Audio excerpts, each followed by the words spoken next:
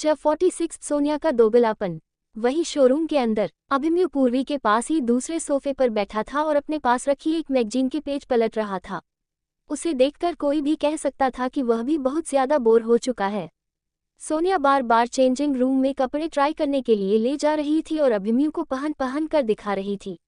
अभिमन्यु को सोनिया के कपड़ों में कोई इंटरेस्ट नहीं था, उसे वहां बैठे बैठे बोरियत हो रही थी। तभी उसका ध्यान पूर्वी की तरफ गया। उसने अपनी गर्दन घुमा कर देखा तो पूर्वी गहरी नींद में सो रही थी। एक बार तो अभिमन्यु का मन किया कि वह पूर्वी को उठा दे, लेकिन जैसे ही उसने उसके चेहरे को देखा तो पूर्वी के मासूम चेहरे को देखकर उसने पूर्वी को उठाना ठीक नहीं समझा। इस समय अभिमन्यु का पूरा ध्यान पूर्वी की तरफ था। अभिमन्यु ने मैगजीन को साइड में रख दिया। अभिमन्यु पूर्वी को सोता हुआ देख रहा था। अचानक से पूर्वी का सिर जैसे ही नीचे की तरफ लुढ़कने वाला था। अभिमन्यु ने अपने कंधे का सहारा देकर उसका सिर सीधा किया। वह बिल्कुल मासूम बच्चे की तरह लग रही थी। अभिमन्यु ने अपने मन ही मन सोचा और बड़बड़ाते हुए बोला, ऐसे कहीं पर भी कौन सोता है?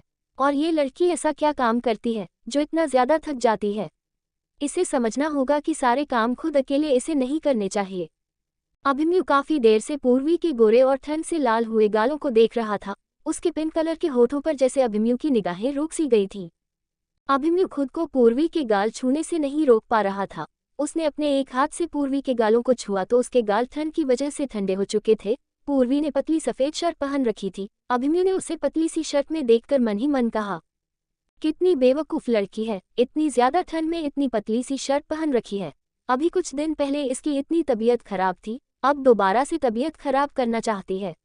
उद्धरण चिन्ह। उसने जल्दी से अपना कोट उतारा और पूर्वी के ऊपर डाल दिया।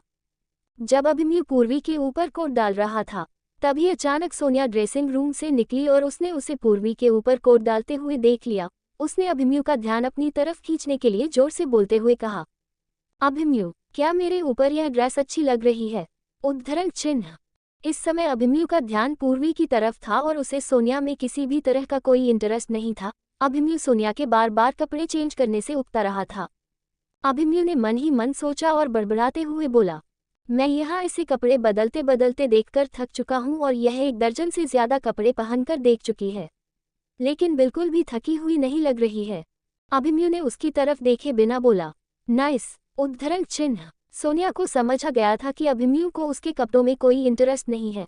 उसके मुंह से अगर उसने पहले अपने लिए नाइस शब्द सुना होता तो शायद वो खुशी से नाच उठाती, लेकिन जब से उसने अभिमन्यु को पूर्वी की केयर करते हुए देखा था तो उसका मन जलन से भर गया था। उसे समझ आ चुका था कि अभिमन्यु सिर्फ कहने भर के लिए नाइस कह रहा है।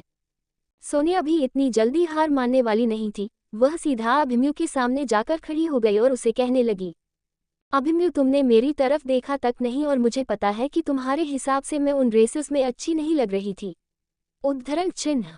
इस समय तक अभिमन्यु बहुत ज्यादा इम्पेशेंट हो चुका था। आज तक उसके पास रहने वाली लड़कियां उसको खुश करती थी और यहाँ पर सोनिया उल्टी गंगा बहाने पर लगी हुई थी। अब अभिमन्यु के बर्दाश्त से बाहर हो रहा था। वह सोनिया को और ज्यादा नहीं झेल पा रहा था।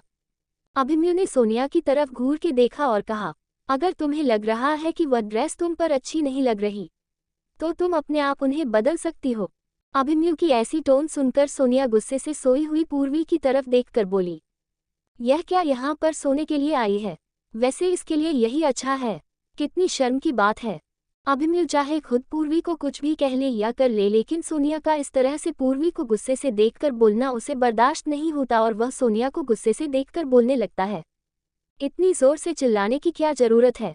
वह उठ जाएगी। और अगर तुम्हें कपड़े पसंद नहीं है और तुम उन्हें खरीदने में इंटरेस्टेड नहीं हो तो यहाँ से चलते हैं। सोनिया को जल्दी ही अपनी गलती का एहसास हो गया। वो स्टोर से अपने लिए महंगे कपड़े खरीदना चाहती थी, इसलिए वह चुप हो गई और उसने प्रिटेंड किया कि जैसे पूर्वी उसके आसपास है ही नहीं और एक बार फिर कपड़े ट्राई करने शुरू कर दिए। जब सोनिया ने एक एक करके स्टोर के सारे कपड़े ट्राई कर लिए तो दूसरी तरफ आराम से पूर्वी उठी और बोली, यहाँ पर मैं कितनी कंफर्टेबली सो गई। शॉप का असिस्टेंट पूर्वी की तरफ घूर कर देख रहा था और चुपचाप पूर्वी को अंगड़ाई लेते हुए देख रहा था। पूर्वी ने शॉप असिस्टेंट की तरफ देखते हुए कहा, लगता है मैं काफी थक गई थी इसलिए मेरी आंख लग गई। Can you please bring me A cup of coffee? उधर अभिमन्यु भी सोनिया के बार बार कपड़े ट्राई करने से परेशान हो चुका था। अपने गुस्से को काबू करने के लिए और शांत होने के लिए उसने पूर्वी की तरफ लाचारी से देखा। पूर्वी वहां सोफे पर बैठी आराम से अपनी कॉफी के मजे ले रही थी। सोनिया ने एक बार फिर अभिमन्यु से पूछा। अभिमन्यु, तुम्हें क्या लगता है कि किस ड्रेस में मैं सबसे ज्यादा अच्छी लग रही हूँ? वैसे मुझे तो मुझ पर ये सभी ड्रेसेस अच्छी लग रही हैं। सोनिया मन ही मन सोच रही थी, काश मैं सारी ड्रेसेस ले पाती। उद्धरण चिन्ह। जब अभिमन्यु ने सोनिया की बात को सुना उसके सिर में चक्कर आने लगे। वैसे भी उसका ध्यान सोनिया के कपड़ों की तरफ बिल्कुल भी नहीं था। वह कुछ और सोच रहा था। कैसे वह सोनिया का सोलो शो देख सकता था? उद्धरण। उसने सोनिया की तरफ देखकर शॉप की असिस्टेंट से उकताते हुए कहा, आपकी सारी ड्रेस पैक कर दीजिए। शॉप की असिस्टेंट अभिमन्यु की तरफ हैरानी से देखने लगी और शॉप मैनेजर ने अभिमन्यु से पूछा, सर आपका मतलब है कि मैडम ने जो कपड़े ट्राई किए हैं, क्या वह सभी पैक करने हैं? उद्धरण चिन्ह। वैसे तो स्टोर मैनेजर ने सही सुना था, लेकिन वह अभिमन्यु से कंफर्म करना चाहता था। हाँ, आपने सही सुना है, जो मैडम ने कपड़े ट्राई किए हैं, आप वह सभी पैक कर दीजिए। उद्धरण चिन्ह। अभिमन्यु ने शॉप मैनेजर की तरफ देखते हुए जवाब दिया।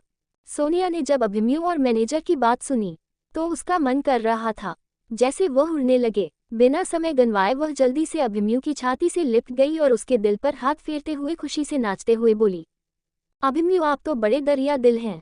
आई really love you. You are a darling. जब पूर्वी ने अभिमन्यु और सोनिया को एक दूसरे के इतने क्लोज देखा तो पूर्वी हंसे बिना ना रह सकी, क्योंकि सोनिया अभिमन्यु से जबरदस्ती लिपटने की कोशिश कर रही थी और अभिमन्यु इरिटेट होता हुआ उसे खुद से दूर कर रहा था।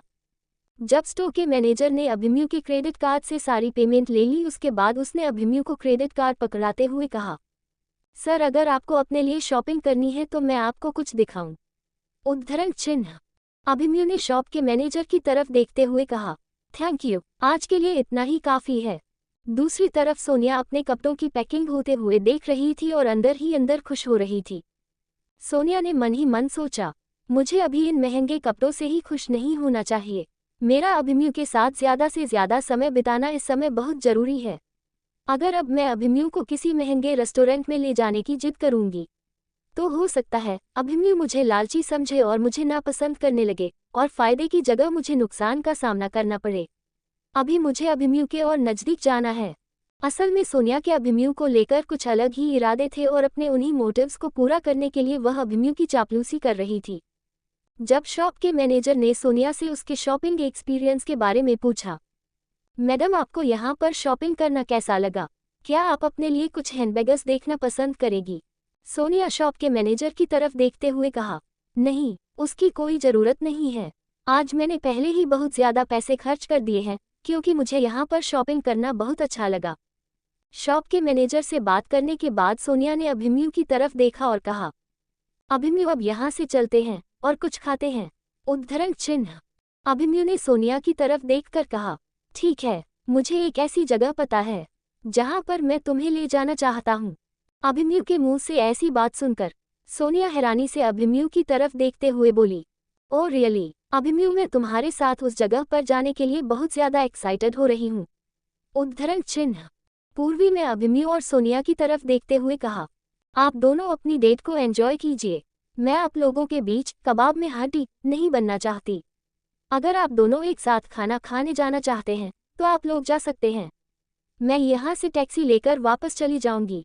उद्धरण चिन्ह।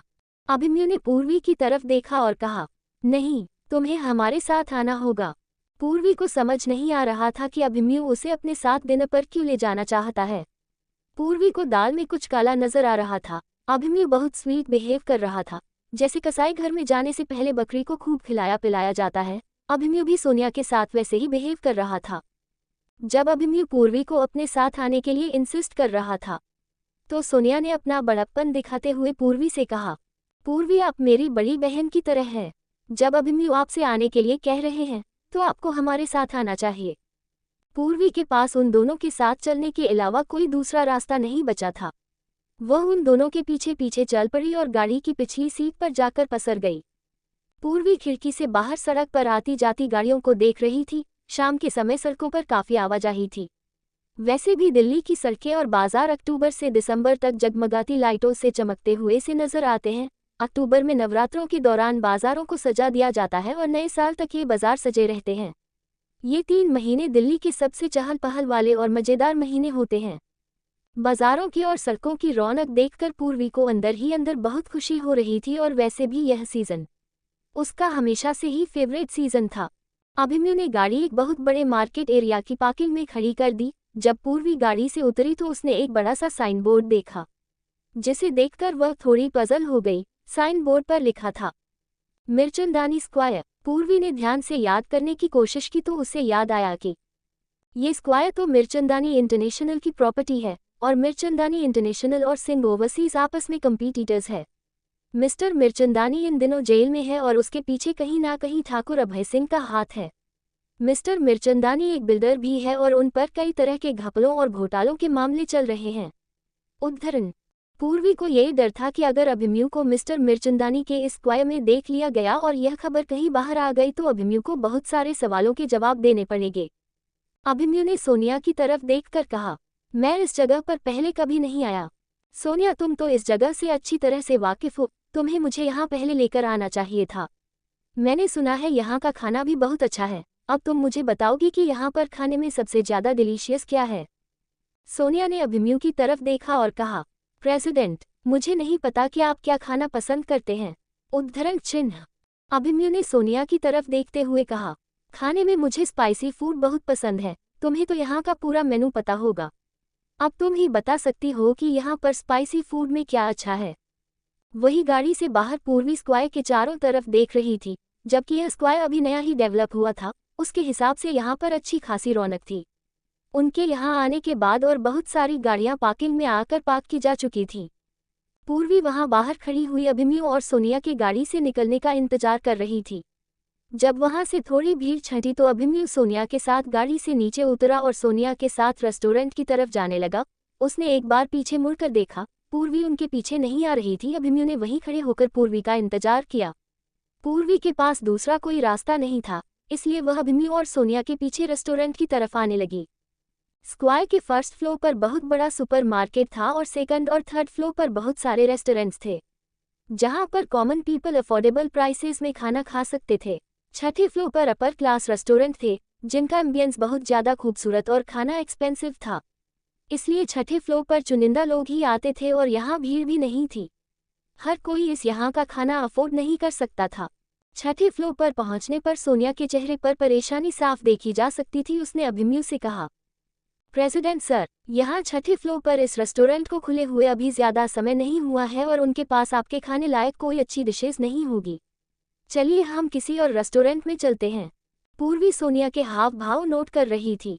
पूर्वी ने सोचा और मन ही मन बुदबुदाए, सोनिया अभिमन्यु के साथ अजीब सा व्यवहार क्यों कर रही है। यहाँ पर आने से पहले तो वह अभिमन्यु का नाम ले लेकर उसे बुला रही थी और यहाँ आते ही उसके चेहरे के रंग उड़ने लगे और वह अभिमन्यु को प्रेसिडेंट सर कहकर बुला रही है। जरूर कुछ गड़बड़ है। उद्धरण चिन्ह।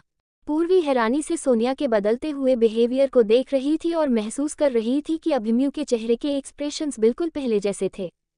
अभिमन्यु ने सोनिया की तरफ देखते हुए कहा, ये रेस्टोरेंट नया खुला है और यहाँ का एम्बियंस भी बहुत अच्छा है। देखो, सफ़ेद मार्बल से बना ये रेस्टोरेंट और रेड कलर की कारपेट बिछे होने से यहाँ का माहौल कितना ज़्यादा रंगीन लग रहा है। यहाँ पर मेरे खाने लायक कोई ना कोई स्पाइसी डिश तो मिल ही जाएगी। यहाँ पर अलग अलग कैटेगरी के फूड्स हैं। मुझे ये जगह पसंद है और यहाँ पर मेरी पसंद का खाना ज़रूर मिलेगा।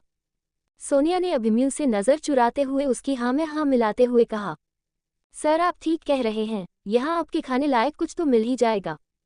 सोनिया अभिमन्यु के मन में शक अपने लिए शक पैदा नहीं होने देना चाहती थी, इसलिए उसने अभिमन्यु से ज़्यादा बहस करना ठीक नहीं समझा। तारांकन। सोनिया अभिमन्यु से क्या छुपाने की कोशिश कर रही थी? क्यों वह अभिमन्यु को इस रेस्टोरेंट और इस बिल्डिंग से दूर ले जाना चाहती थी? अभिमन्यु ऐसा क्या जानता था जो वह सोनिया को यहाँ मिर्चंदानी स्क्वायर में लेकर आया था? क्या पूर्वी को अभिमन्यु इस तरह का व्यवहार और करैक्टर के पीछे की सच्चाई के बारे में कुछ पता चलेगा? कंपीटिटर्स की जासूस। Mirchandani square market. शायद अभिमन्यु ने सोनिया के चेहरे के एक्सप्रेशंस को ठीक से नोटिस नहीं किया और बहुत ही नॉर्मल ढंग सोनिया से कहा, अब जब हम यहाँ आ ही गए हैं तो छठे फ्लोर के रेस्टोरेंट में चलकर देखते हैं, शायद वहाँ हमें कुछ अच्छा खाने को मिल जाए। उद्धरण चिन्ह। सोनिया ने महसूस किया कि वह अभिमन्यु को ऊपर जाने से अब और मना नहीं कर सकती, क्योंकि उसे डर था कि अभिमन्यु को उस पर शक हो सकता है। उसने अपने मन ही मन सोचा, अभिमन्यु यहाँ इससे पहले कभी नहीं आया है तो मुझे डरने की कोई ज़रूरत नहीं है, उसे कुछ पता नहीं चलेगा। उद्धरण। बहुत सोचने के बाद उसने अभिमन्यु की तरफ देखते हुए कहा, ठीक है बॉस, जैसा आप चाहे, हम ऊपर छठे फ्लोर पर चलते हैं। उद्धरण चिन्ह। पूर्वी, सोनिया और अभिमन्यु तीनों एलिवेटर से छठे फ्लोर पर पहुंचे। छठा फ्लोर सबसे महंगा फ्लोर कहा जा सकता था। वहां की सजावट, कीमती डेकोरेशन और वहां का एम्बियंस मिला जुला कर काफी लग्जूरियस थे। कॉरिडोर में लाल कार्पेट बिछाया गया था। सफेद संगमरमर से बनाया गया आउटडोर और उसे पर नीचे बिछाया गया लाल कार्पेट उसे फेस्टिवल वाली लुक दे रहा था। लाल और सफेद का कंट्रास्ट कॉम्बिनेशन बहुत ज्यादा वाइब्रेंट लग रहा था। अभिमन्यु ने वहां की महंगी सजावट को देखकर कहा, अगर यह जगह हमारी कंपनी एक्वायर कर ले तो। उद्धरण चिन्ह। उसके बाद वह अचानक से चुप हो गया। पूर्वी ने देखा कि सोनिया के चेहरे पर डर साफ नजर आ रहा था। पूर्वी अभिमन्यु के मुंह से इस तरह की बात सुनकर खुद बहुत ज्यादा हैरान हो रही थी। पूर्वी ने मन ही मन सोचा, अभिमन्यु का एक्वायर करने का क्या मतलब था? अगर यह बात किसी आम आदमी के मुंह से सुनी होती तो बात बिल्कुल अलग होती, लेकिन अभिमन्यु के मुंह से ऐसा सुनना, वह एक चुटकी में चाहे तो इस जगह को खरीद सकता था।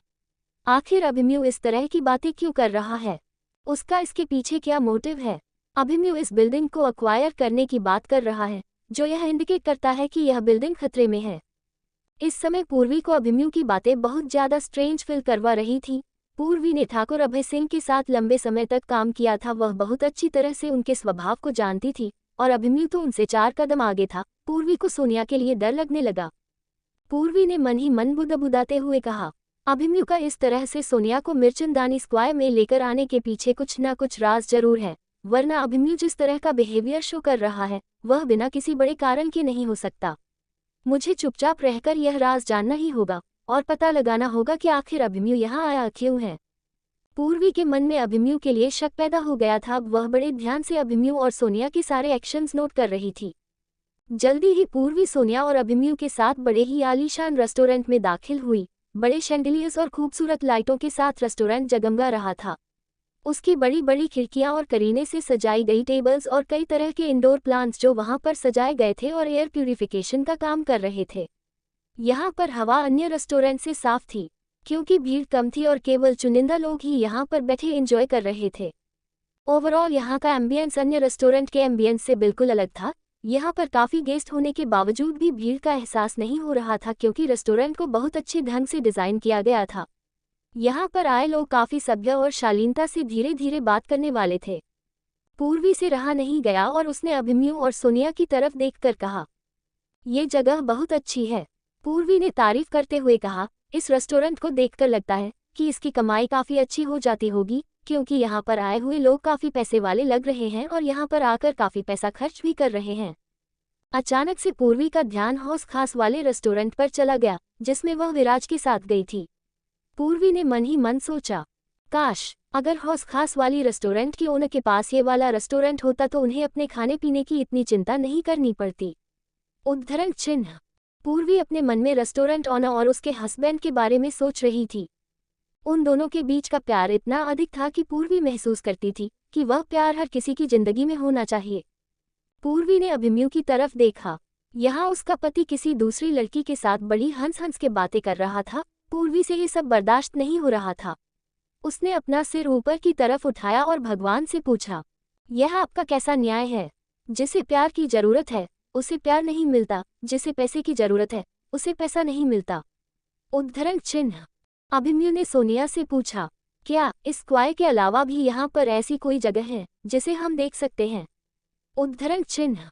सोनिया ने एक्साइटेड होते हुए अभिमन्यु की तरफ देखा, क्योंकि वह उसे खुश करना चाहती थी। अचानक से उसके मुंह से निकल गया, हाँ, इस स्क्वायर के वेस्ट की तरफ एक वाटर पार्क बन रहा है। उस वाटर पार्क का काम पिछले साल ही शुरू हो गया था।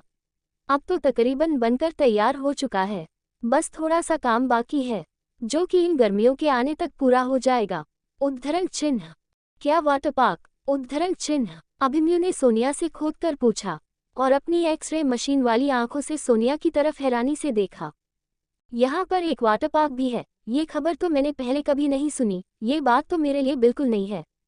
अभिमन्यु के चढ़ाने पर सोनिया अपनी बेवकूफ़ी में अभिमन्यु को बढ़ चढ़कर बताने लगी, ओह, ये तो कंपनी का इंटरनल प्लान है। मैंने इसके बारे में किसी को पहले नहीं बताया, क्योंकि हम इस गर्मियों में सभी को सरप्राइज देना चाहते हैं।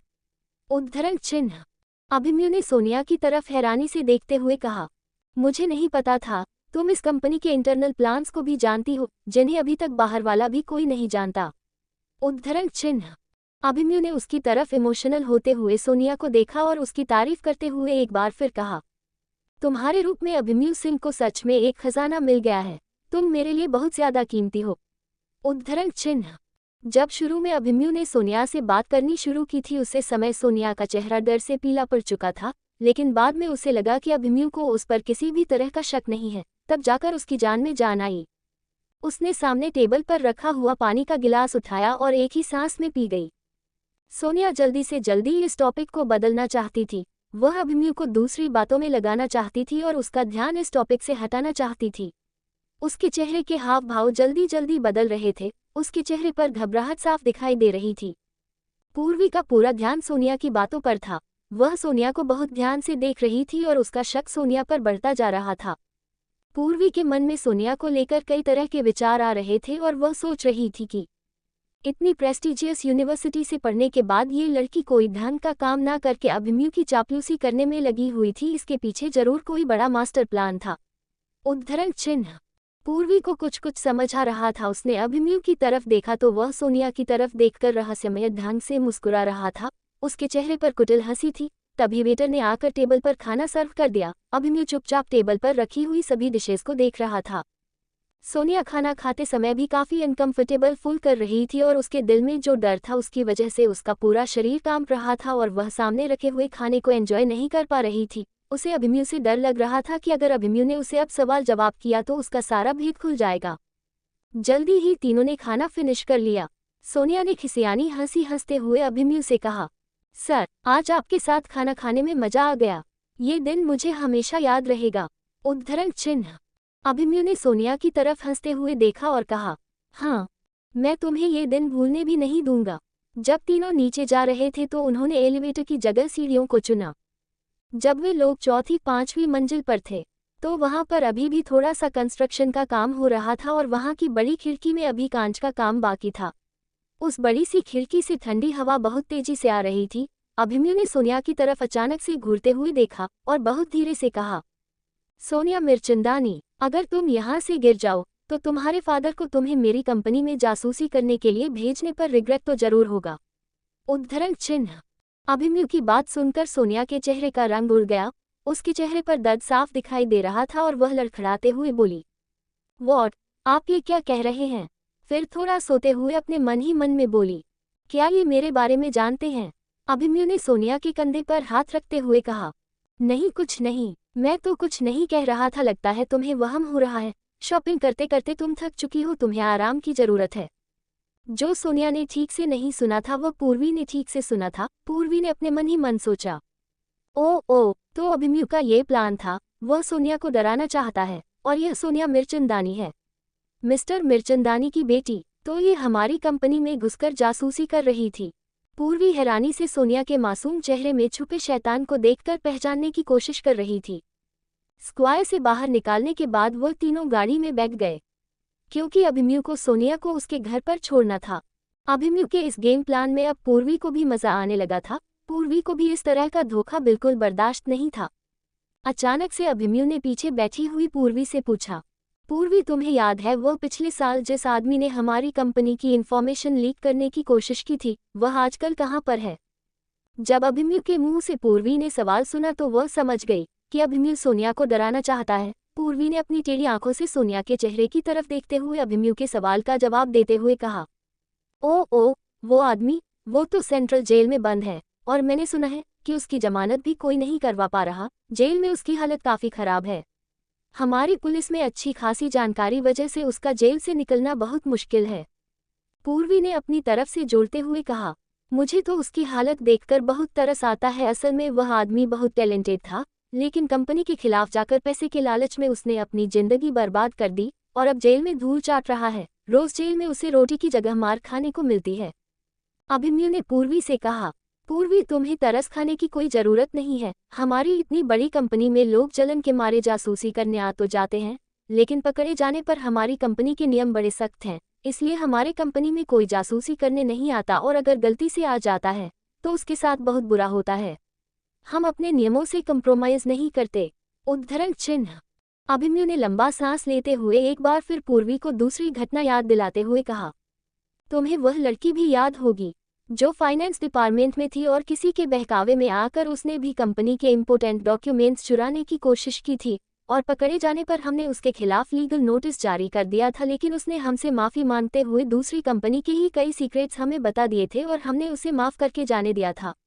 तुम्हें पता है अब वह अपने बॉयफ्रेंड के साथ अच्छी जिंदगी गुजार रही है। उद्धरण चिन्ह।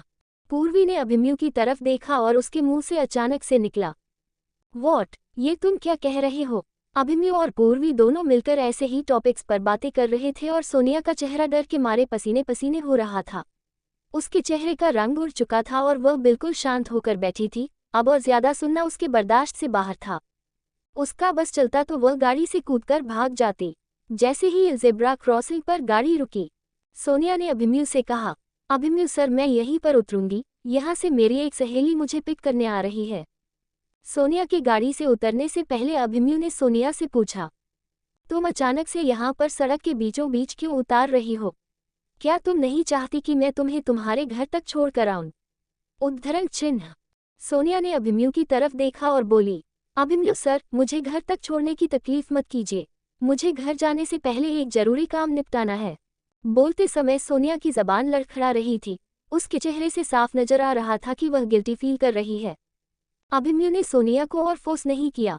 इतना कहकर वह जल्दी से गाड़ी से नीचे उतर गई और सड़क क्रॉस करके जाने लगी। उसने अपने हाथों में कपड़ों के बैगेस पकड़े हुए थे और उसके हाथ कांपते हुए दिखाई दे रहे थे। डर के मारे उसके पैर उसका साथ नहीं दे रहे थे, वो ठीक से चल नहीं पा रही थी। पूर्वी अभिमन्यु को पीछे से देख रही थी। अभिमन्यु का शांत चेहरा अचानक से गुस्से से लाल हो गया और उसकी आंखें उसे उस भेड़िए की तरह दिखाई दे रही थीं जो शिकार के लिए अभी अभी निकला था। अभिमन्यु सोनिया को जाते हुए देख रहा था। उसने उसकी तरफ गुस्से से देखा और कहा, तुम्हारे भाई और पिता अपने काले कारनामों की वजह से आज जेल में हैं और तुम्हारी माँ हॉस्पिटल में, लेकिन उन्होंने तुम्हें जासूस बनाकर मेरी कंपनी में भेज दिया और यह भी नहीं सोचा कि मैं तुम्हारा क्या हश्र कर सकता हूँ। गाड़ी में पीछे कुशन के सहारे आराम से बैठी हुई पूर्वी ने अभिमन्यु से पूछा, क्या तुम्हें शुरू से पता था कि वह एक भेजी हुई जासूस है? अगर तुम्हें उसके बारे में पहले से ही पता था फिर भी तुमने उसे अपनी पर्सनल सेक्रेटरी बनाया, मुझे तुम्हारी यह बात समझ नहीं आई। अभिमन्यु ने पूर्वी की तरफ देखा और कहा, क्या तुम्हें इस बात से जलन हो रही थी? पूर्वी ने अभिमन्यु की तरफ देखते हुए कहा, मुझे किस बात की जलन होगी, मैं तो बस क्यूरियोसिटी में पूछ रही हूँ। अभिमन्यु ने गाड़ी स्टार्ट करते हुए पूर्वी की तरफ देखा और बताया, मुझे इस लड़की पर बहुत दिनों से शक था और मेरा शक उस दिन यकीन में बदल गया जब इसने तुम पर इल्ज़ाम लगाया। मैं इसे एक्सपोज करने के लिए सही मौके की तलाश में था, लेकिन अभी काम पूरा नहीं हुआ है। अभी मुझे इस मैटर पर और ध्यान देना होगा। पता नहीं इस लड़की ने अब तक कितनी इन्फॉर्मेशन लीक की है। उद्धरण चिन्ह। इस समय अभिमन्यु आराम से गाड़ी चला रहा था। अभिमन्यु ने गाड़ी ग्रेटर नोएडा की तरफ मोड़ ली। वह दोनों अपने घर की तरफ। 48 जासूसी या साजिश। अभिमन्यु की गाड़ी में, तो क्या तुमने आज सिर्फ उसे एक वार्निंग दी है?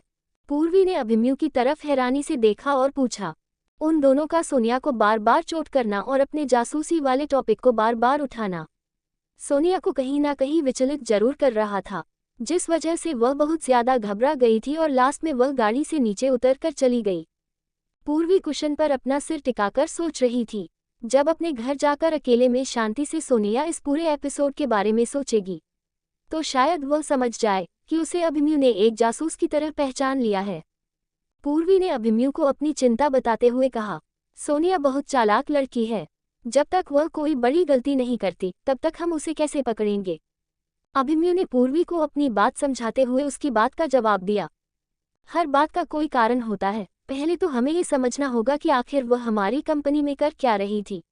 अभी तो मैं केवल इतना ही जानना चाहता हूँ कि वह हमारी कंपनी के काम करने के तरीके के बारे में कितना जानती है और उसने कंपनी के कौन कौन से सीक्रेट्स आउट किए हैं।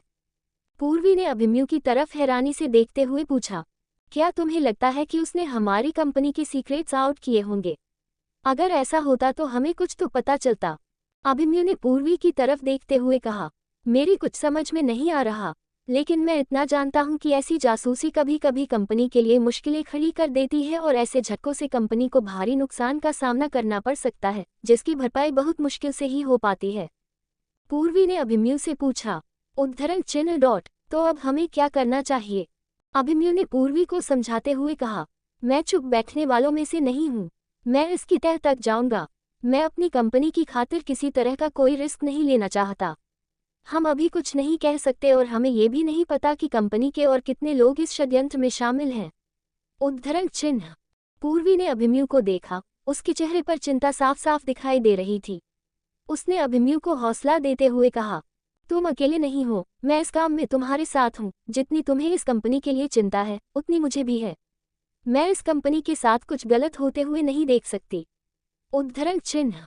अभिमन्यु ने पूर्वी को बताया, मैंने अभी तक जितनी भी छानबीन की है उससे केवल एक बात ही सामने आई है कि वह किसी न किसी तरीके से मेरा और तुम्हारा रिश्ता तोड़ना चाहती थी और हम दोनों के बीच में गलतफहमियां पैदा करना चाहती थी। लेकिन मैं ये बात समझ नहीं पा रहा कि उसने ऐसा अपने किस मकसद को पूरा करने के लिए किया होगा। अभिमन्यु ये सोचने पर मजबूर हो गया था कि पूर्वी और उसके संबंध अच्छे नहीं हैं। ये तो पूरा ऑफिस जानता है, फिर उसे ये सब करने की क्या जरूरत थी? क्या कंपनी में इस तरह का ड्रामा क्रिएट करना उसके लिए फायदेमंद था? अगर फायदेमंद था तो कैसे? अभिमन्यु ये सब बहुत गहराई से सोच रहा था और पूर्वी ने बीच में ही एक सवाल पूछ लिया, तुम्हें सोनिया पर शक कब हुआ? अभिमन्यु ने पूर्वी की तरफ देखा और उसके सवाल का जवाब देते हुए कहा, तुम सच में इतनी भोली हो या मेरे सामने केवल नाटक कर रही हो? पूर्वी ने अभिमन्यु से कहा, मैं तो अपनी तसल्ली के लिए जानना चाहती हूँ कि अगर तुम्हें उस पर पहले से ही शक था तो तुमने उसे अपनी सेक्रेटरी वह भी पर्सनल क्यों अपॉइंट किया? उद्धरण चिन्ह। अभिमन्यु ने पूर्वी की तरफ टेढ़ी आंखों से देखकर कहा, तुम बार बार मुझसे घुमा फिरा कर यही सवाल पूछना चाह रही हो कि मैंने उसे अपनी पर्सनल सेक्रेटरी क्यों बनाया। मुझे लगता है तुम ये बात जानने में ज्यादा इंटरेस्टेड हो। सच बताओ, तुम्हें उससे जलन हो रही थी क्या? पूर्वी ने अभिमन्यु की तरफ देखते हुए कहा, ऐसी कोई बात नहीं है और मुझे उससे क्यों जलन होगी। वैसे भी मुझे इस बात से कोई फर्क नहीं पड़ता कि तुम किसके साथ घूमते हो और तुम्हारे कितनी लड़कियों के साथ अफेयर्स चल रहे हैं। अभिमन्यु ने पूर्वी को समझाते हुए कहा, सभी लोग बुरे पैदा नहीं होते, वह अपने अपने हिसाब से बुरे बनते हैं। वह गलत रास्ता अपनी मर्जी से चुनते हैं।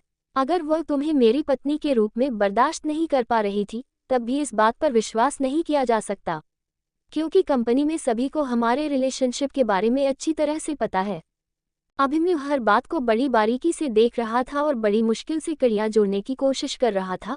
उसे समझ नहीं आ रहा था कि आखिर सोनिया पूर्वी को गबन के मामले में फंसाकर क्या साबित करना चाहती थी। अभिमन्यु ने साइड में रखी हुई पानी की बोतल से एक घूंट पानी पिया और लंबी सांस लेकर दोबारा से बोलना शुरू किया, मैं ये सोचने पर मजबूर हूँ कि आखिर तुम्हें गबन के मामलों में फंसाकर वह साबित क्या करना चाहती थी। पूर्वी ने अभिमन्यु की तरफ देखकर जवाब दिया, तुम इतनी सी बात नहीं समझे, इतने नासमझ तो नहीं लगते। तुम इतने नासमझ हो या मेरे सामने नाटक कर रहे हो? पूर्वी ने अभिमन्यु की तरफ वही तीर मारा जो थोड़ी देर पहले अभिमन्यु ने उसकी तरफ मारा था। अभिमन्यु ने पूर्वी की तरफ घूर कर देखा और अपनी हंसी रोकते हुए बोला, तुम्हें समझ आ गया है तो तुम ही बता दो, इतना नाटक करने की क्या जरूरत है? तुम तो मेरे साथ ऐसे बिहेव कर रही हो जैसे स्कूल में जाने वाले बच्चे करते हैं। मुझे ऐसे टिस करने की कोई जरूरत नहीं है। अभिमन्यु की बात सुनकर पूर्वी ने उसे बताना शुरू किया, अब तक तो तुम सोनिया के बारे में जान ही चुके होंगे कि वह एक स्वार्थी लड़की है। उसे समझ आ गया था कि हमारा कुछ महीनों में तलाक होने वाला है और तुम्हारे पास आने का उसके पास यही एक सुनहरा मौका है। मुझे तुम्हारी नज़रों में गिराकर वह खुद तुम्हारी नज़रों में आना चाहती थी। वह एक अमीर आदमी की प्रेमिका बनना चाहती थी। मैं तो केवल उसके लिए तुम तक पहुंचाने का एक जरिया थी। लेकिन एक पत्नी और एक प्रेमिका में केवल यही फर्क होता है कि पत्नी लीगल होती है और प्रेमिका को वह स्थान नहीं मिलता जो पत्नी के पास होता है। प्रेमिका हमेशा दूसरी औरत बनकर रह जाती है। वह मुझे तुम्हारी और ऑफिस में सबकी नज़रों से नीचे गिराना चाहती थी ताकि वह साबित कर सके कि तुम मुझे जो डाइवोर्स देने वाले हो वह तुम्हारा कितना सही फैसला है। वह मुझे पैसों का लालची साबित करना चाहती थी। उद्धरण चिन्ह। अभिमन्यु ने पूर्वी की तरफ देखा और कहा, हाँ, हो सकता है, तुम ठीक कह रही हो। हम कुछ ही दिनों में डाइवोर्स लेने वाले हैं, ये बात तो सबको पता है। इसी का वह फायदा उठाना चाहती थी। मैं गुस्से में तुम्हें जल्दी डाइवोर्स दे दूं और वो तुम्हें मेरी जिंदगी से निकाल सके। तुम्हें गबन के मामले में फंसाने के बाद वह डाइवोर्स होने का कारण अच्छी तरह से जस्टिफाई कर सकती थी। अभिमन्यु के मुंह से डाइवोर्स वाली बात सुनकर पूर्वी काफी ज्यादा फिजिकली और मेंटली रिलैक्स्ड फील कर रही थी कि चलो डाइवोर्स के बाद ही सही, वह इस जंजाल से पूरी तरह से आज़ाद हो जाएगी। पूर्वी के चेहरे पर डाइवोर्स का नाम सुनते ही हंसी आ गई। अभिमन्यु ने रियर व्यू मिरर से पूर्वी की तरफ देखा और उससे उसके हंसने का कारण पूछा। तुम्हारे चेहरे पर डाइवोर्स का नाम सुनते ही अचानक से इतनी हंसी क्यों आ गई, और तुम इतनी खुश किस बात पर हो रही हो?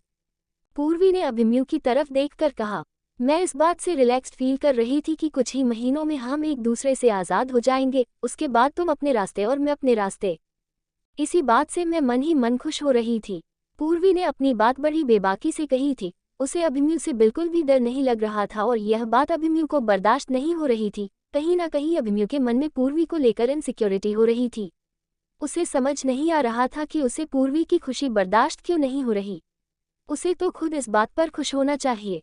अभिमन्यु को अचानक से पूर्वी पर गुस्सा आ गया और उसने गाड़ी की स्पीड बढ़ा दी। अचानक से बड़ी स्पीड की वजह से अभिमन्यु की स्पोर्ट्स कार हवा से बातें कर रही थी। पूर्वी अचानक से आए झटके की वजह से कुशन की तरफ गिर पड़ी और बड़ी मुश्किल से संभली। पूर्वी ने अभिमन्यु को जोर से चिल्लाते हुए बोला, अभिमन्यु प्लीज गाड़ी धीरे चलाओ, मुझे डर लग रहा है। तुम्हें अचानक से हुआ क्या है? और तुम पागलों की तरह गाड़ी क्यों चला रहे हो? अभिमन्यु ने अपने लिए पागल शब्द के इस्तेमाल से चिढ़ते हुए अचानक से गाड़ी का ब्रेक लगा दिया। छी! गाड़ी झटके से रुकी। अचानक से गाड़ी के ब्रेक लगने की वजह से पूर्वी आगे की तरफ जाकर गिरी और आगे की दोनों सीटों के बीच के गैप में फंस गई। अब अभिमन्यु ने अचानक से पूर्वी की तरफ पीछे मुड़कर देखा तो उसके और पूर्वी के होंठ आपस में टकरा गए। दोनों ने ऐसा बिल्कुल भी एक्सपेक्ट नहीं किया था। पूर्वी के नर्म मुलायम और गर्म होठों के अचानक से अभिमन्यु के होठों से टकराने और पूर्वी की बॉडी की फ्रेग्रेंस से अभिमन्यु कुछ सेकंड्स के लिए मदहोश हो गया। अभी वह पूर्वी के साथ हुए अपने इस किस में खोने ही वाला था कि अचानक से उसके दिमाग में शिवांगी की तस्वीर घूमने लगी और फिर वो खुद को संभालता हुआ बोला, तुम खुद को समझती क्या हो और तुम पागल किसे कह रही हो? उसने पूर्वी को पीछे की सीट की तरफ धक्का देते हुए और रियर व्यू मिरर से उसे देखते हुए एक बार फिर कहा, तुम मुझे हमेशा सेड्यूस करने की कोशिश क्यों करती हो? उद्धरण चिन्ह। इस समय अभिमन्यु के चेहरे पर पूर्वी को लेकर उकताहट साफ देखी जा सकती थी। अभिमन्यु ने पूर्वी की तरफ नाराजगी से देखते हुए कहा, क्या तुम मुझमें इंटरेस्टेड हो? पूर्वी के साथ यह सब बहुत अचानक हुआ था। पहले तो वह बिल्कुल भी समझ नहीं पाए कि अभिमन्यु की इस बात पर कैसे रिएक्ट करें, लेकिन जब अभिमन्यु चुप ही नहीं हुआ तो पूर्वी को भी बहुत गुस्सा आ गया। उसने अभिमन्यु से निडरता से कहा, ये तुम ही थे जो अचानक से पागलों की तरह गाड़ी चलाने लगे और तुमने जानबूझकर गाड़ी को ब्रेक लगाया। मैं संभल नहीं पाए और आगे आकर गिर पड़ी। तुम उन सभी लड़कियों जैसा मुझे मत समझो जो तुम्हारे आगे पीछे घूमती फिरती हैं और तुम्हारे साथ अकेले में समय बिताना ही उनका मकसद होता है। मैं उनके जैसी नहीं हूँ। अभिमन्यु ने पूर्वी की तरफ घूर कर देखा और कहा, ये सही है, तुम तो बिल्कुल दूध की धुली हो और तुम्हारे हिसाब से वह लड़कियां गलत हैं। अभिमन्यु ने पूर्वी की तरफ गुस्से से देखा और कहा, पूर्वी मैं तुम्हें समझा देना चाहता हूँ, वह भी अच्छी तरह से। अब तुम इसे मेरी एडवाइस मानो या फिर कुछ और। तुम अपने दिमाग से मेरा ख्याल निकाल दो और अपने आप को इस डेल्यूजन से अलग कर दो कि मैं तुम्हारे किसी चक्कर में फंसूंगा। तुम्हारे लिए यही अच्छा होगा। अब पूर्वी की बर्दाश्त से बाहर था। पूर्वी को भी अभिमन्यु की बातें सुनकर गुस्सा आ रहा था।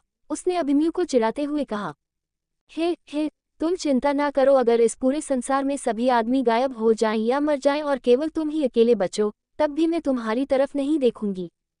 पूर्वी ने अपनी बात कहने के बाद अभिमन्यु को मुंह चिढ़ाते हुए अपना चेहरा खिड़की के बाहर की तरफ कर लिया और अपने मन ही मन में बोली, पता नहीं अपने आप को क्या समझता है, अकड़ू कहीं का। उद्धरण चिन्ह। दोनों एक दूसरे के साथ नॉर्मल होने की बहुत कोशिश करते थे, लेकिन दोनों के बीच कुछ ना कुछ ऐसा हो जाता था कि वह दोनों लड़ने लगते थे। अब सोचने की बात यह है कि क्या ये दोनों के बीच का प्यार था या सच में ये दोनों एक दूसरे से नफरत करते थे। अभिमन्यु ने गुस्से से अपनी मुठियां भींच ली। उसके दिल में गुस्से की आग जल रही थी और उसके शोले और धुआं बाहर तक दिखाई दे रहा था।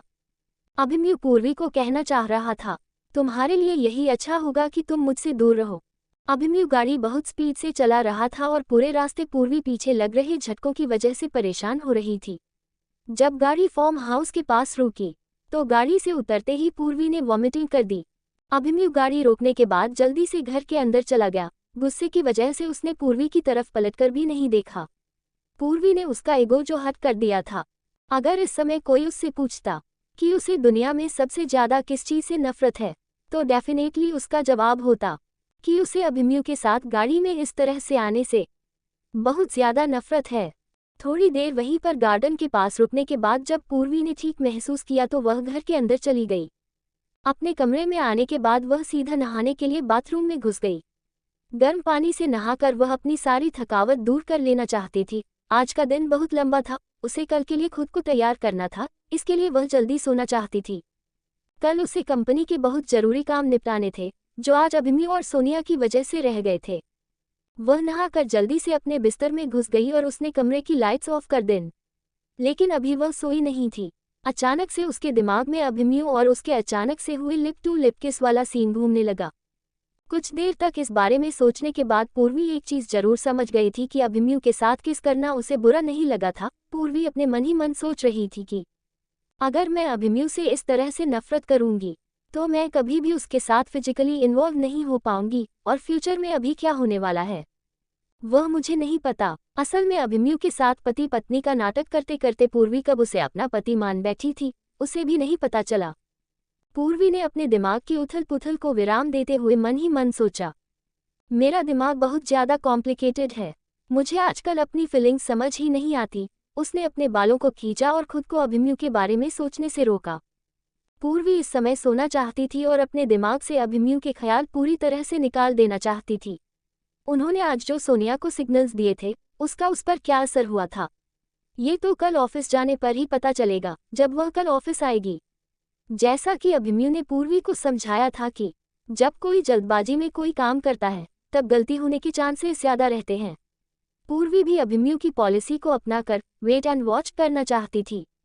यही सोचते सोचते उसकी आंख कब लग गई उसे पता नहीं चला। 49 कुछ कड़े फैसले।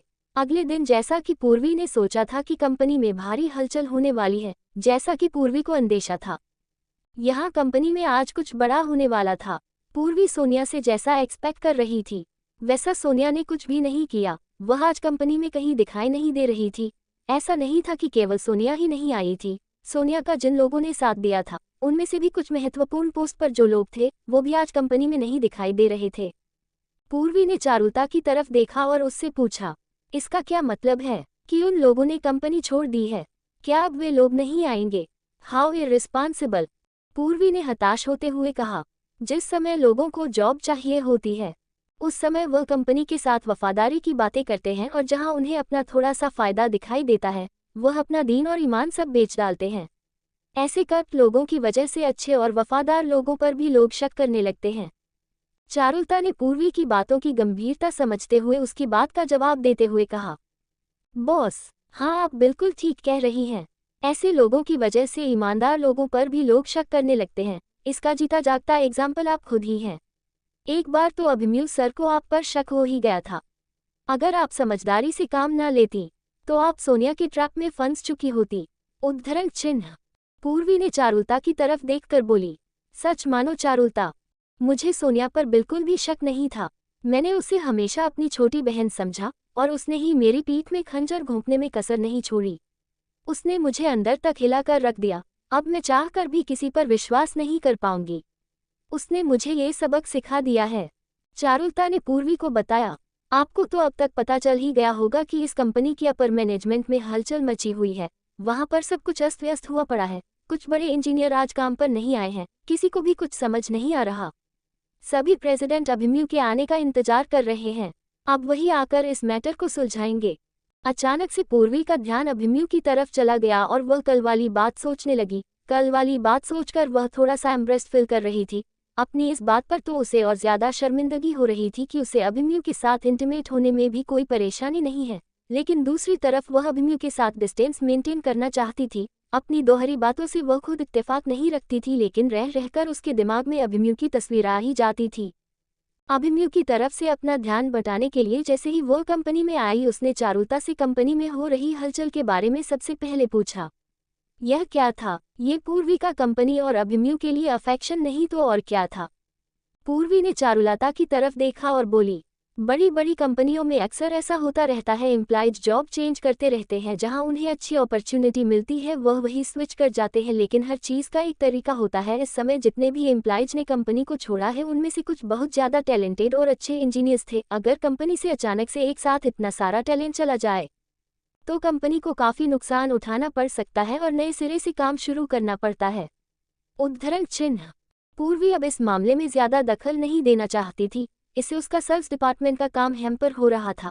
उसने अपने काम की तरफ ध्यान देना ज्यादा ठीक समझा और वह अपना काम करने लगी।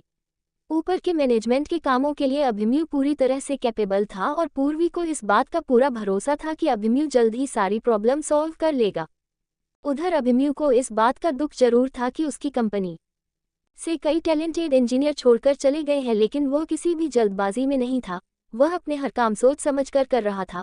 उसने जल्दी ही नए इंजीनियर की पोजीशंस के लिए लोगों को रिक्रूट करना शुरू कर दिया था। इसके साथ साथ उसने कई नए कानून भी बना दिए थे। वैसे भी सिंह ओवरसीज का नाम मार्केट में काफ़ी ऊंचाइयों पर होने की वजह से सारी खाली पोजीशंस जल्दी ही फिल हो गई और नए एम्प्लॉयज ने कंपनी के सारे लीगल प्रोसीजर्स को फॉलो करते हुए कंपनी के साथ कॉन्ट्रैक्ट साइन कर लिए।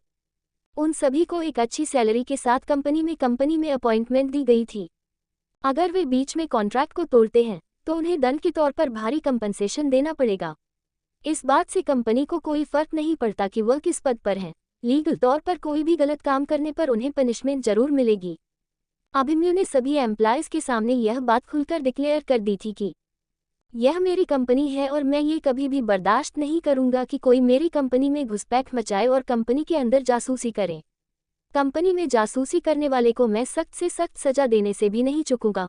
मुझे अपनी कंपनी में धोखेबाज लोगों की कोई ज़रूरत नहीं है। मेरी कंपनी उन लोगों के बिना भी अच्छी तरह से चल सकती है, इसलिए सभी की भलाई इसी में है कि सब अपने काम की तरफ ईमानदारी दिखाएं और बेकार के लालच में ना पड़ें।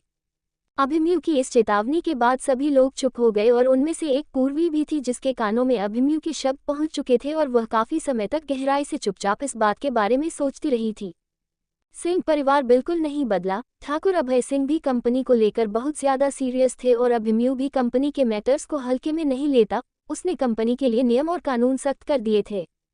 छोड़कर गए सभी कर्मचारियों के खिलाफ अभिमन्यु ने लीगल नोटिस जारी कर दिए थे और अभिमन्यु की पूरी लीगल टीम इन दिनों इसी काम में बिजी थी। इससे पहले पूर्वी याना का केस देख चुकी थी, जिसमें अभिमन्यु को उसने अपने एम्प्लॉय की खातिर सिर को झुकाते हुए देखा था। यह अभिमन्यु के बड़ेपन को दिखता था, उसे अपनी गलती पर झुकना आता था। और इस समय सोनिया का कैसे उसके से बिल्कुल अलग था। अभिमन्यु ये बर्दाश्त नहीं कर सकता था कि कोई भी आम आदमी उसकी रेपुटेशन के साथ खेलकर चला जाए। उसने लोगों के दिमाग में इल्यूजन क्रिएट किया कि वह सोनिया को पैम्पर कर रहा है, लेकिन वह सोनिया से इन्फॉर्मेशन निकालने की कोशिश कर रहा था और फाइनली वह अपने काम में सफल हो गया और उसने सोनिया की चालों का पर्दाफाश कर दिया। पूर्वी अपने दिल ही दिल में अभिमन्यु के बारे में सोच रही थी। अगर यह अभिमन्यु सिंह नहीं होता तो वह उसे गले से लगा लेती। पूर्वी अभिमन्यु से इम्प्रेस्ड हो चुकी थी। उसकी नज़र में अभिमन्यु एक स्टार बन चुका था। पूर्वी ने खुद से कहा, काश यह अभिमन्यु सिंह नहीं होता तो वह दोनों आज अच्छे दोस्त बन सकते थे। इस तरह से कंपनी का एक महत्वपूर्ण काम खत्म हुआ और सेल्स डिपार्टमेंट आजकल पूर्वी की निगरानी में बहुत शांति से काम कर रहा था। इन दोनों कंपनी में सभी एम्प्लॉयज टाइम पर अपना काम निपटा देते और कोई भी काम पेंडिंग नहीं छोड़ते थे। सारा काम स्मूथली चल रहा था। काम खत्म होने के बाद सभी लोग समय पर अपने घर जा पा रहे थे। पूर्वी भी आजकल टाइम से घर जा रही थी और अच्छी तरह से खा पी रही थी। नींद पूरी हो जाने के कारण उसका कॉम्प्लेक्शन दिनों दिन पहले से बेटर होता जा रहा था। वह खुश रहने लगी थी और सबसे ज्यादा खुशी की बात तो ये थी कि अभिमन्यु आजकल बिजी होने के कारण काम ही दिखाई देता था और पूर्वी की जिंदगी शांति से गुजर रही थी।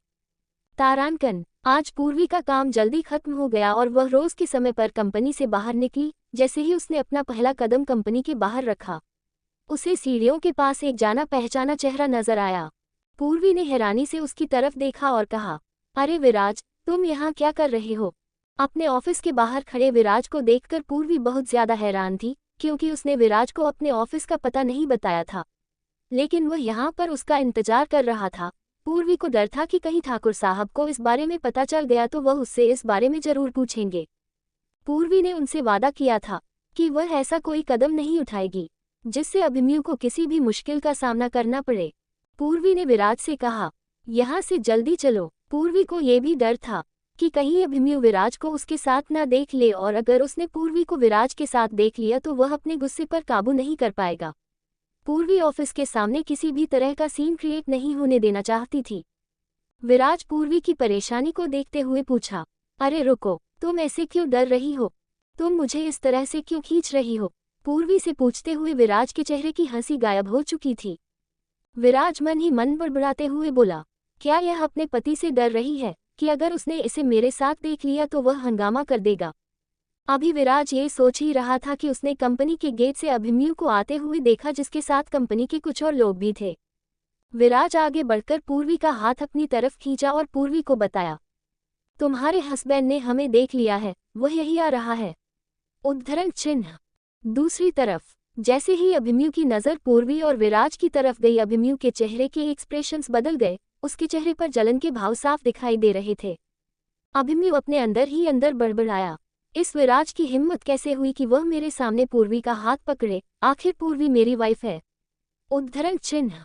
वह तेज कदमों से चलता हुआ पूर्वी और विराज के सामने आकर खड़ा हो गया। जैसे ही पूर्वी ने अभिमन्यु को अपने सामने देखा, वह एकदम से सीधी खड़ी हो गई और उसे ऐसा लगा कि वह चक्कर खाकर गिर जाएगी। पूर्वी ने खुद को संभाला और सोचने लगी, वह मन ही मन बुदबुदाई, मैंने और विराज ने ऐसा कुछ नहीं किया है, हम दोनों ही इनोसेंट हैं। अगर अभिमन्यु हमें देखकर खुश नहीं है तो अब हम कुछ नहीं कर सकते। उद्धरण चिन्ह। पूर्वी ने नॉर्मल होते हुए अभिमन्यु को गुड इवनिंग करते हुए कहा, आज तुम्हारा काम जल्दी खत्म हो गया, मैं भी घर ही जा रही थी, तभी सामने डॉक्टर विराज नजर आ गए और मैं ऐसे बातें करने लगी। अभिमन्यु ने आंखें गड़ाकर विराज की तरफ देखा और अपने मन में सोचने लगा, जब से विराज ने सैंडी की जान बचाई है तब से कुछ ज्यादा ही यह आदमी मेरी जिंदगी में और मेरी आंखों के सामने दिखाई देने लगा है, और इन दोनों को देखकर मुझे हमेशा ये शक क्यों होता है कि यह डॉक्टर मेरी पत्नी में काफी ज्यादा इंटरेस्टेड है। उद्धरण चिन्ह। अभिमन्यु ने डॉक्टर विराज की तरफ देखते हुए पूछा, डॉक्टर विराज आप मेरे ऑफिस के सामने कैसे? क्या आपको आपके पेशेंट्स ने अस्पताल से आने दिया? आज आप फ्री कैसे हैं? आप यहाँ क्या कर रहे हैं? अभिमन्यु के इतने सारे प्रश्नों का जवाब देते हुए विराज ने हंसते हुए कहा, मैं यहाँ पर किसी से मिलने आया था और मैं उसे ही ढूंढ रहा था। विराज की आंखों की चमक अभिमन्यु को इरिटेट कर रही थी। अभिमन्यु ने इरिटेट होते हुए पूछा, क्या वो आपको मिला जिसे आप ढूंढ रहे थे? विराज ने अभिमन्यु की तरफ देखा और जवाब दिया, हाँ, मुझे मिल गया जिसे मैं ढूंढ रहा था। विराज ने अपनी गाड़ी का पिछला दरवाजा खोला और उसमें एक छोटा सा बच्चा बैठा हुआ दिखाई दिया। उसे बच्चों ने जैसे ही पूर्वी को देखा, वह उसके पैरों से आकर लिपट गया और उसे जोर जोर से चिल्लाकर कहने लगा, मोम मोम। उद्धरण चिन्ह। बच्चों की इस हरकत से पूर्वी बहुत ज्यादा हैरान और परेशान हो गई। वह विराज की तरफ आंखें बड़ी करके देखने लगी। उसे कुछ समझ नहीं आ रहा था कि वह बच्चा उसे इस तरह से चिपट कर मम्मी क्यों कह रहा है। ये बच्चा कहाँ से आ गया जिसे वह पहचान भी नहीं पा रही। विराज ने पूर्वी की आंखों की तरफ नहीं देखा और वह बच्चों की तरफ देखकर हंस रहा था। छोटा मासूम बच्चा अभी भी पूर्वी के पैरों से लिपटा हुआ था और उसे मम्मी कहकर पुकार रहा था। पूर्वी ने अभिमन्यु की तरफ अपनी गर्दन मोड़कर देखा। अभिमन्यु का चेहरा ठंडा और कठोर नजर आ रहा था और वह जोर जोर से सांस ले रहा था। सही है, अगर किसी की पत्नी अपने पति को इतना बड़ा झटका देगी तो उसे पति का तो वही हाल होगा जो इस समय अभिमन्यु का हो रहा था। पूर्वी अभिमन्यु की तरफ देखकर अपनी बेगुनाही का सबूत देना चाहती थी। उसने उसे छोटे बच्चों को अपने से अलग करने की कोशिश करते हुए कहा, मैं इस बच्चे को नहीं जानती, मुझे ये भी नहीं समझ में आ रहा कि यह मुझे मम्मी क्यों कह रहा है। उद्धरण चिन्ह। लेकिन जितना वह बच्चे को अपने आप से अलग करने की कोशिश करती, वह बच्चा उतनी ही जोर से रोना शुरू कर देता और मम्मी मम्मी खाने लगता। मम्मी क्या तुम मुझे प्यार नहीं करती? वह बच्चा केवल दिखने में छोटा था, लेकिन जिस तरह से वह रो रहा था और जितनी ताकत से उसने पूर्वी की टांगों को पकड़ा हुआ था, वह पूर्वी की समझ से बाहर था। काम खत्म होने के बाद ऑफिस से जितने लोग निकल रहे थे वह सभी हंसते हुए ये सब तमाशा देख रहे थे। यहाँ पर उनके हिसाब से 3 कैरेक्टर्स थे, एक गुस्सैल बॉस, एक उसकी प्यारी सी डरी हुई पत्नी और एक हैंडसम आदमी जिसे उन्होंने पहले कभी नहीं देखा था। और इसमें वह रोता हुआ मासूम सा छोटा बच्चा जिसने उनके बॉस की सुंदर पत्नी के पैरों को पकड़ा हुआ था और वह उसे मोम कहकर पुकार रहा था। ये बिल्कुल सच था, कोई गॉसिप नहीं था, ये सबकी आंखों के सामने हो रहा था। अभिमन्यु और विराज दोनों ही पूर्वी की तरफ आंखें गड़ाए देख रहे थे और कुछ नहीं बोल रहे थे। वह देखना चाहते थे कि अब पूर्वी इस बच्चे से कैसे डील करेगी। बच्चा इतना ज्यादा रो रहा था कि पूर्वी से देखा नहीं जा रहा था। वह नीचे बैठी और उसने बच्चे को अपने गले से लगा लिया और उसे पुचकारते करते हुए बोली, बेटा इस तरह से नहीं रोते, मैं तुम्हें तुम्हारी मम्मी के पास ले जाऊंगी। तुम मुझे बताओ तुम्हारी मम्मी कहाँ है? पूर्वी के प्यार से गले लगाने पर वह छोटा सा बच्चा चुप हो गया, लेकिन उसने पूर्वी के पूछे हुए सवाल का कोई जवाब नहीं दिया, लेकिन विराज की तरफ इशारा करते हुए कहा, मेरे पापा मुझे यहाँ पर लेकर आए हैं, वह मुझे मेरी मम्मी को ढूंढने में हेल्प करेंगे। पूर्वी ने बच्चों से पूछा, तुम्हारे पापा कहाँ हैं? बच्चों ने विराज की तरफ इशारा करते हुए कहा, यह मेरे पापा हैं। पूर्वी का ध्यान अचानक से अभिमन्यु की तरफ गया, लेकिन उसने देखा कि वह वहां से अपने सीरियस फेस के साथ जा चुका था और अपनी गाड़ी में बैठ गया था। अभिमन्यु ने अपनी गाड़ी के एक्सीलेटर पर पांव रखा और भीड़ से तेजी के साथ गाड़ी से निकल गया। अभिमन्यु जा चुका था, लेकिन कंपनी के एम्प्लॉयज अभी तक वहीं पर थे और वह पूर्वी की तरफ हंसते हुए देख रहे थे। उनमें से कुछ मजाक उड़ाते हुए कह रहे थे कि एक हमारे प्रेसिडेंट हैं जो अपनी पत्नी को दूसरी औरतों के लिए चीट करते रहते हैं, और एक उनकी पत्नी है जो इतने बड़े बच्चे की माँ है। पूर्वी इस समय सबके सामने बहुत ज्यादा शर्मिंदा फील कर रही थी। जब विराज ने ये सब देखा तो उसने अपने मन ही मन सोचा कि वह जिस काम से आया था वह उसने पूरा कर लिया है। उसने पूर्वी की तरह हंसते हुए देखा और उसे एक्सप्लेन करने लगा। उसने पूर्वी को बताया कि यह हौस खास वाली रेस्टोरेंट ओनर की बेटी का बेटा है। आज मैं रेस्टोरेंट गया था तो वह काम में बहुत ज़्यादा बिजी थी और यह उन्हें काम करने नहीं दे रहा था, तो मैं इसे घुमाने के लिए यहाँ ले आया और आज मेरे पास समय भी था। अब बच्चा पूरी तरीके से चुप हो चुका था और वह विराज और पूर्वी का कहना भी मान रहा था।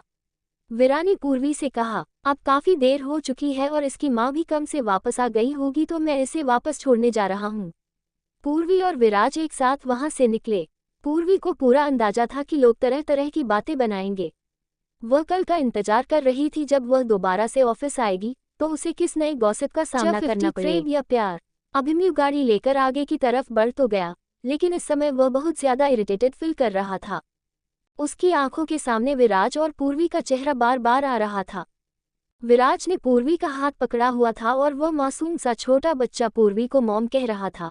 जब अभिमन्यु से ये सब बर्दाश्त नहीं हुआ तो उसने अपनी गाड़ी को टर्न किया और दोबारा से ऑफिस की तरफ जाने लगा। जैसे ही वो कंपनी की एंट्रेंस वाली सीढ़ियों की तरफ पहुंचा तो उस समय वहां पर उसे कोई दिखाई नहीं दिया। अभिमन्यु ने अपनी गाड़ी को आगे बढ़ाया और उसने देखा सामने वाली रोड से लगे साइडवॉक पर बाईं तरफ पूर्वी खड़ी थी और दाएं तरफ विराज, और उन दोनों का हाथ पकड़कर बीच में वह छोटा लड़का खड़ा हुआ था। वह तीनों एक परिवार जैसे लग रहे थे। अभिमन्यु ने तेजी से गाड़ी का स्टीयरिंग घुमाया और रोड की साइड में ही अपनी गाड़ी को खड़ा कर दिया और बहुत देर तक उन तीनों को देखता रहा। पूर्वी, विराज और वह बच्चा तीनों एक साथ आइसक्रीम खा रहे थे और एक आइसक्रीम वेंडर के पास खड़े थे। अभिमन्यु को उन तीनों को देखकर जलन हो रही थी, लेकिन वह चाहकर भी उनके पास नहीं जा सकता था, क्योंकि अगर वह उनके पास अभी जाता तो उसकी ईगो और ज्यादा हर्ट होती। जब वह घर पहुंचा उस समय अंधेरा हो चुका था।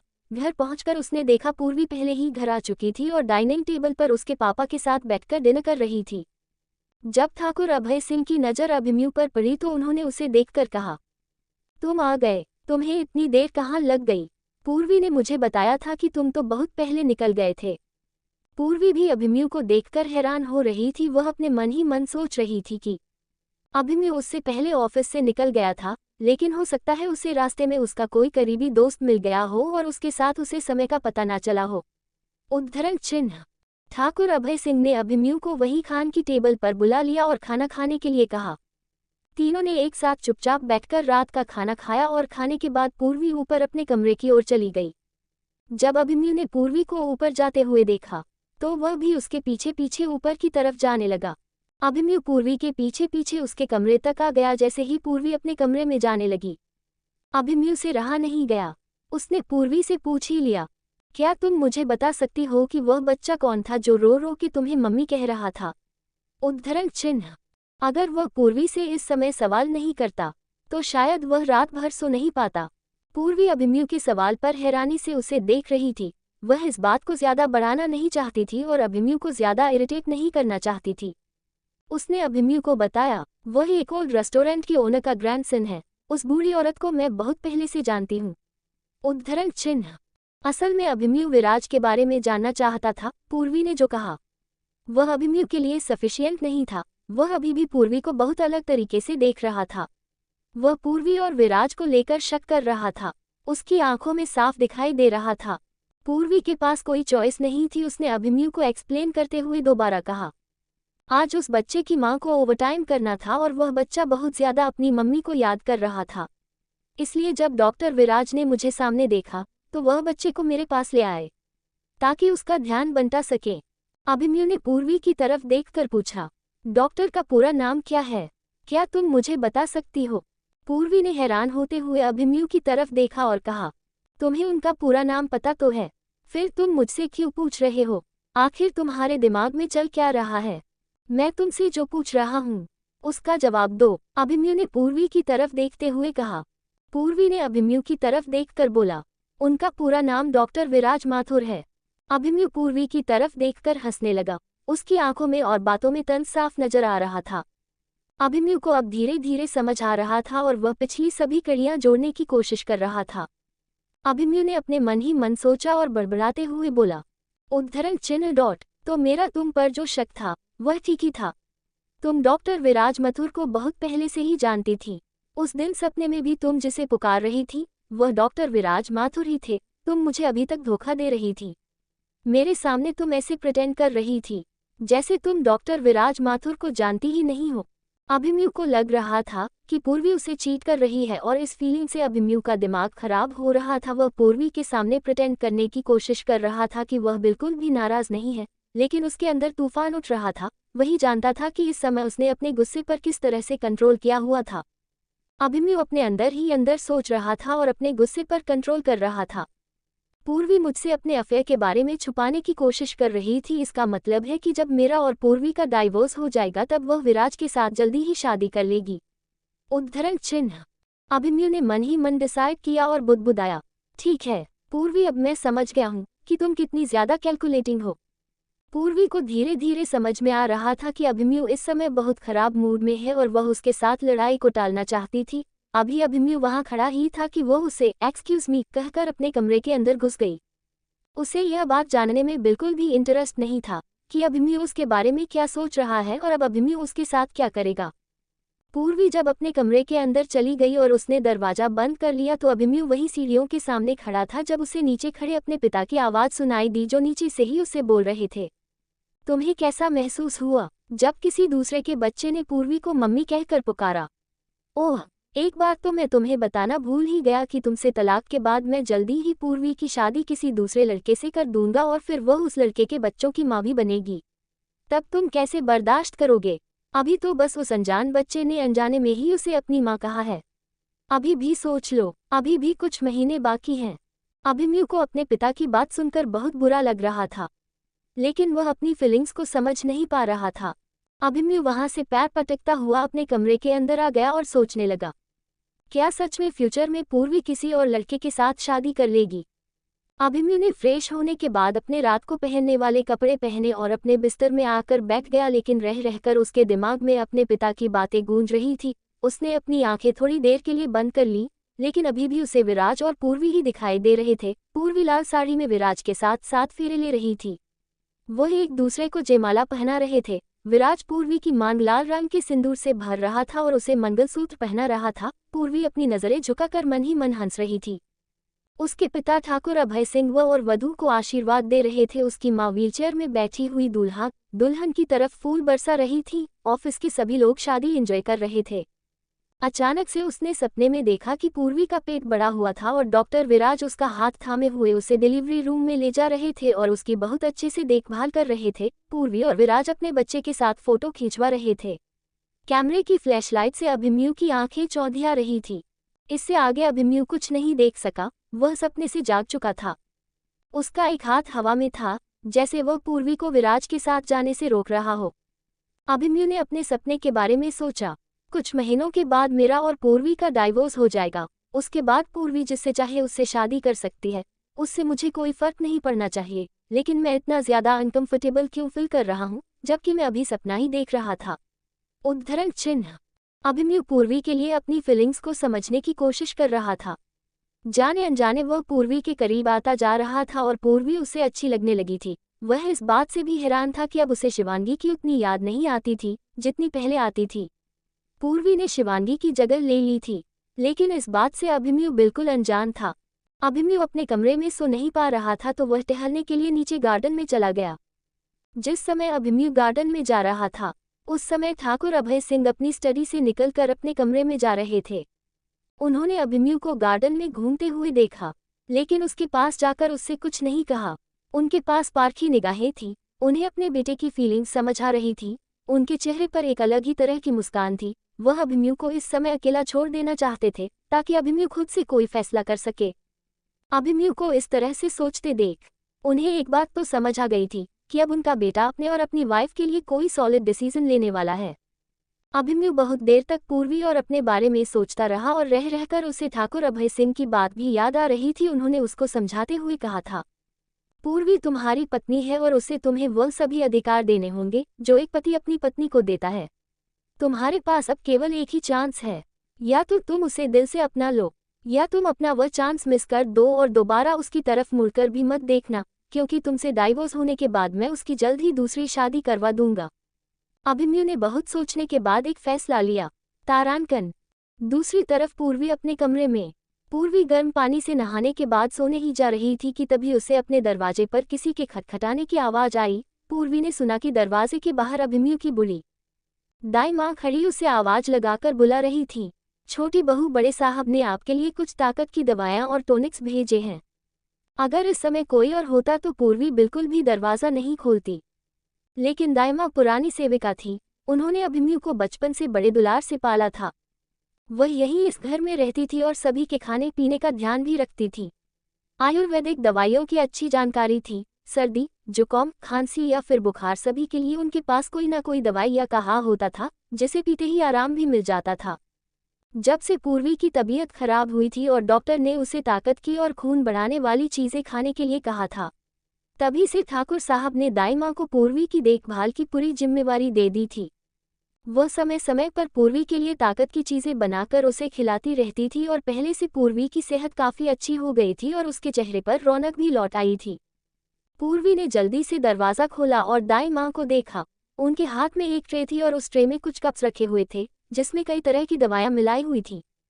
पूर्वी ने दाई माँ के हाथों से दवाइयों वाली ट्रे लेते हुए कहा, मैं ये दवाइयाँ सोने से पहले खा लूँगी, अब आप नीचे जाएं और आराम करें। दाई माँ ने पूर्वी की तरफ देखा और हंसते हुए बोली, मैं अपनी छोटी बहू को जानती हूँ, वह ये दवाइयाँ खानी भूल जाएगी, इसलिए ठाकुर साहब ने मुझे सख्त हिदायत दी है कि मैं दवाइयाँ अपनी आंखों के सामने आपको खिलाऊं। इसका मतलब, जब तक आप दवाइयाँ नहीं खाएंगी तब तक मैं यहीं पर खड़ी रहूंगी। उद्धरण चिन्ह। ठाकुर अभय सिंह का ऑर्डर फॉलो करना पूर्वी की भी जिम्मेदारी थी। ठाकुर अभय सिंह की बात ना मानकर किसी का भी भला नहीं हुआ, ये बात पूर्वी अच्छी तरह से जानती थी। उसने जल्दी से कप उठाया और एक ही सांस में सारी दवाई पी गई। पूर्वी के दवाई पीने के बाद दाई माँ ट्रे लेकर नीचे चली गई। उनका काम पूरा हो चुका था। दवाई पीने के बाद पूर्वी ने अपने पेट के अंदर गर्माहट महसूस की। शायद ये दवाई का असर था कि इस समय वह थोड़ा लेजी फील कर रही थी और उसे ड्राउजीनेस हो रही थी। पूर्वी अपने बिस्तर पर अपने तकिए को पकड़कर लेट गई। उसकी आंखें भारी हो रही थीं। अचानक से पूर्वी अपने सपनों की रंगीन दुनिया में चली गई। दीमार जैसे ही सीढ़ियां उतरकर नीचे की तरफ गई, उन्होंने देखा अभिमन्यु उनका इंतजार कर रहा था। दाई माँ ने अभिमन्यु को बताया, अभिमन्यु बेटा, मैं अपनी दवाइयाँ के साथ तुम्हारी वाली दवाई भी बहू को पिला दी है। उद्धरण चिन्ह। दाई माँ ने अभिमन्यु से कहा, बेटा तुम भी आराम करो, रात बहुत हो गई है और तुम्हें सुबह ऑफिस भी जाना है। वैसे भी दवाई पीने के बाद बहू रानी जल्दी से अपने बिस्तर में सोने चली गई हैं। अभिमन्यु ने दाई माँ की तरफ प्यार से देखा और कहा, हाँ, रात बहुत हो गई है, अब आप भी आराम करने जाए और मैं भी सोने जा रहा हूँ। आपने मेरा बहुत बड़ा काम कर दिया है, उसके लिए आपका बहुत शुक्रिया। अब आपको अपनी बहू का बहुत ख्याल रखना होगा। अभिमन्यु की बात सुनकर वह बूढ़ी औरत सोने के लिए चली गई और अभिमन्यु भी सीढ़ियाँ चढ़कर ऊपर आ गया। लेकिन आज वह अपने कमरे में नहीं गया और उसने धीरे से पूर्वी के कमरे का दरवाज़ा खोला और धीमे धीमे से कदम बढ़ाता हुआ उसके बिस्तर के पास जाकर खड़ा हो गया। अभिमन्यु ने कमरे का दरवाज़ा अंदर से बंद कर लिया था। पूर्वी अपने बिस्तर पर गहरी नींद में सोई हुई थी। उसे कोई होश नहीं था कि उसके कमरे के अंदर अभिमन्यु खड़ा उसे देख रहा था। अभिमन्यु के दिमाग में इस समय खुराफात चल रही थी। अभिमन्यु ने पूर्वी के सुंदर चेहरे की तरफ गौर से देखा। पूर्वी सोते हुए बहुत क्यूट लग रही थी। अभिमन्यु उसकी बगल में जाकर लेट गया। वह उसे बहुत पास से देखना चाहता था। उसने उसके गालों को अपने हाथों से छू कर देखा, उसके चेहरे के ऊपर से उसके लंबे काले बाल हटाए और उसके माथे को चूम लिया। इस समय पूर्वी उस दवाई की वजह से बहुत ज्यादा गहरी नींद में थी। अभिमन्यु ने डिसाइड कर लिया था कि वह पूर्वी के साथ अपनी पूरी जिंदगी गुजार सकता है, लेकिन पूर्वी को किसी और की होते हुए नहीं देख सकता। वह थोड़ी देर तक पूर्वी के साथ उसके कमरे में लेटा रहा। उसका शैतानी दिमाग अपने हिसाब से काम कर रहा था, लेकिन नहीं, मैं इस तरह से पूर्वी का फायदा नहीं उठा सकता, अभिमन्यु ने खुद से कहा। फिर कुछ सोचकर वो वहां से उठकर अपने कमरे में